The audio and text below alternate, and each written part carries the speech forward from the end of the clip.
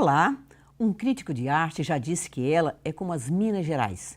Muitas, múltiplas. Estamos falando da nossa convidada de hoje, Yara Tupinambá, gravadora, desenhista, pintora, professora de artes plásticas, pesquisadora e muralista. Bom, muita coisa, né, Yara? Muito prazer também. Em primeiro lugar, muito obrigado por estar me dando a chance de conversar com muita gente através da TV. Né? E você gosta, né, então, de conversar, eu acho né? isso super importante.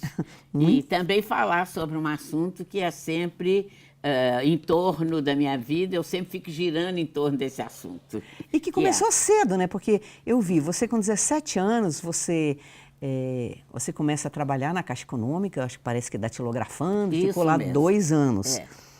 E logo em seguida você vai estudar com Guignard, em 1950. Como que era esse contato com o mestre Guignard? Olha, na verdade, eu fui ser funcionária da Caixa na hora que eu quis ir para a escola. Meu pai foi me levar para ver as condições da escola, que ficou horrorizado com a miséria, com a degradação, porque a escola Muito era precária, dentro né? dos escombros do Palácio das Artes. Então, meu pai falou, de jeito nenhum. E eu, mas eu vou, mas eu quero, eu vou.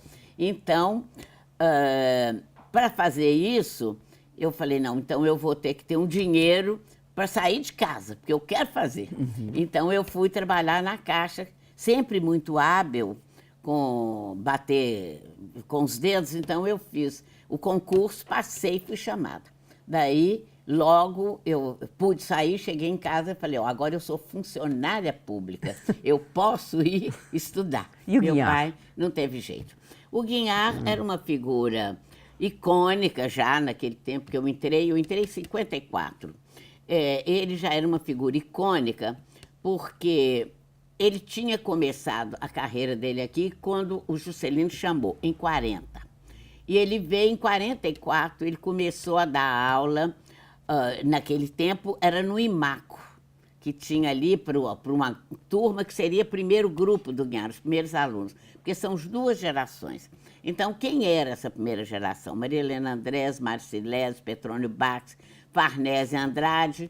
Então, esse pessoal, Marília Janete, então, era um pessoal que se circulou em torno do Guignard. Mas o que você aprendeu de mais importante com o Guignard? O que ele te Mais transmitiu? importante, eu aprendi a educação do olhar. Ah, é? E também a composição, porque ele não falava teoricamente, mas a gente faz isso. Essa paisagem aqui é muito bonita, mas essa árvore aqui, para lá, para lá. Então, ele com gesto, ele mostrava que aquela árvore estava atrapalhando. A gente não sabia o que era composição, mas ele mostrava que seria melhor a árvore para cá e não ali onde ela estava. Quer dizer, ele nos educou o olhar de maneira que você era capaz de ver uma determinada coisa e deslocar o objeto ou a forma, se preciso fosse, em termos de composição. Agora, na sua arte, nossa, eu vou falar uma coisa, eu estou arriscando muito aqui. Sabe onde que eu vejo a influência do Guignard? Não sei, eu vou arriscar aqui. Nas flutuações, em determinado momento as suas figuras começaram a flutuar no ar. Não. Isso é muito Guignard. Pois é, não, na verdade, ele deu para as 2 gerações 2 coisas. A herança dele, em primeiro lugar, é uma herança técnica. Ele nos ensinou a trabalhar com as transparências, com essa delicadeza, com essas passagens muito sutis, uma pincelada pequena. Nós todos temos uma pincelada europeia, entende? As 2 gerações. E, de outro lado, ele nos deu uma visão lírica do mundo. É essa coisa que você está falando. Em alguns momentos, claro. Não, mas todos nós ficamos. Porque se você vê Maria Helena com as abstrações dela e fazendo as máquinas no espaço, ela é absolutamente lírica. Se você for olhar o Petrônio com fundo de mar e tudo, é absolutamente lírico. Então é o lirismo, né? É a o herança lirismo. maior, a o poesia, lirismo. o lirismo. Apesar do tema, às vezes, ser pesado. Sim, e ele nos transmitiu essa capacidade de ver o mundo de uma forma mais lírica, sabe? E o Guild? O que ele te transmitiu? Olha, você também estudou com ele? O Guild foi meu professor, que me ensinou verdadeiramente a gravura, ou seja, o valor do preto e branco e a síntese da forma. Com Guild eu aprendi a síntese. Não precisa você fazer, e se você for hoje no CCBD e ver uma exposição, uma cavalheira do Manet, você vai ver que ela está assim, mas você não tem definição de braço nem nada. A mão dela aqui já marca a posição. Então, o seu olhar cria todas essas linhas sem precisar. E o Guild me ensinou isso também. Ele falava, olha, se você define 1/3 do objeto, não precisa aparecer todo o objeto. Ah, isso é fundamental. Acho que é a combinação dos dois foi muito boa, então, para você. Foi muito importante. Porque, por um lado, o lirismo. Por outro lado, a precisão, síntese, a precisão, técnica. foi. Não é? E me ensinou também o corte, né? Que na gravura, na xilogravura, é uma coisa fundamental o corte. Ele tinha um corte maravilhoso, sintético, e isso eu aprendi com ele também. Eu li em algum lugar que você é a única aluna viva do Guignard, é isso? Não, tá errado? hoje tem 3 alunos vivos. Que bom, né? Da primeira turma, Maria Helena Andrés, que está viva. Ah, sim, claro. Na segunda turma, tenho eu, a Santa e o Jarbas. Então, são poucos os alunos que estão vivos, mas eu ainda estou entre eles, né? Que bom, que bom. Yara, me diz uma coisa, eu também vi que você tem uma dissertação de mestrado sobre o Dürer. E o Dürer, ele é um homem maravilhoso, muito belo e muito maravilhoso enquanto artista. Eu brinco, na minha cabeça, ele é o precursor do selfie, porque ele é muito vaidoso e aprendi... um retrato maravilhoso. E aprendi em algum lugar que ele foi o primeiro a assinar. Isso confere? Isso mesmo. Ele é um artista que vem do fim da Idade Média, na Alemanha, e então a gravura não tinha identidade. Eles faziam as gravuras para vender nas feiras sobre religião. Então ali cada um fazia um santo, uma coisa, e vendia nas feiras.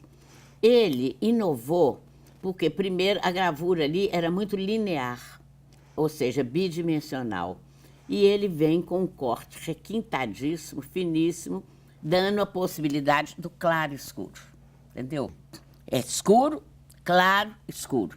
Então, essa coisa que o Dürer fez, ela renovou. Ele está dentro da Renascença já, entende? Ele é o primeiro gravador dentro da Renascença. E ele era um sujeito que andou 4 anos saindo de Nuremberg até chegar na Itália, porque ele já sabia dessa coisa na pintura. Ele já tinha o entendimento que os pintores já usavam claro e escuro. Então, ele leva 4 anos viajando e vendendo suas gravuras até conseguir chegar lá. E quando você vê, por exemplo, as gravuras dele do Apocalipse, elas já são todas bem renascentistas, entende? Então, ele foi um sujeito que inovou o traço, conquistou o espaço, conquistou a possibilidade de representar o espaço e o modelado, que seria a perspectiva. Entendeu? Essa que foi a maior contribuição. Foi a contribuição dele. Embora, eu não sei, quando eu vejo as coisas dele, tudo é bonito, não, né? Tudo é lindo. Um pássaro, ele tem uma hora que ele pinta um pássaro morto, um pardal. É lindo. É tão comovente aquilo. E ele tem também umas coisas que eu acho maravilhosas, são pequenos tufos de plantas. Eu não sei se você conhece. Sim. Esse desenho lindo, lindo. Os tufos de plantas. Agora, deixa eu contar uma coisa que talvez você não saiba. Quando ele voltou para a Alemanha e tudo, ele se tornou um artista importante. Então, a cidade de Nuremberg combinou com ele o seguinte: ele não precisava pagar imposto e tinha que deixar quadros para a cidade. Então, ele nunca pagou imposto, nunca pagou IPTU, porque ele doou os evangelistas para a cidade. Então, foi uma troca. Eu falo assim, gente, por que Belo Horizonte não faz isso com os artistas? Em vez de pagar IPTU, a gente deixa uma contribuição da arte para isso, né? Então, ele teve essa coisa. Olha, você imagina, 1400 e tanto, a visão que já se tinha da importância da cultura e da arte dentro de uma Alemanha. A verdadeira visão da cultura, né? Porque você vê que existe um discurso vazio sobre a Não, cultura. hoje muito não é? complicado, muito Ai, a complicado. arte é muito importante, outro discurso muito vazio, os professores são muito importantes, mas são atividades que não são efetivamente valorizadas, né? Não, não são. Muito difícil. A vida do artista é muito complicada. É muito difícil, né? Porque você tem que ter um público que te receba. Vou fazer um gesto que você vai entender bem o que aconteceu com Belo Horizonte. Tinha um grupo que produzia arte e um grupo que consumia. Quem eram essas pessoas? Eram os médicos importantes, advogados, que compravam a gente. Minha primeira gravura foi vendida para Henriqueta Lisboa. Olha só. Bom, esse núcleo cresceu e esse ficou quieto. Esse núcleo de produção cresceu, esse existe. Agora é isso. E aqui está parado. Então, a produção não encontra mercado, porque esse mercado não foi estimulado por uma política cultural que trouxesse informações para ele. Então, Vamos fazer o seguinte, esse assunto é interessante. Ficou perto. Vamos fazer um intervalo e a gente volta para concluir no próximo bloco, tá certo? Bom, tá certo. Então tá bom, e nós voltamos daqui a pouco já com a Yara Tupinambá, desenhista, pintora e professora. Até já.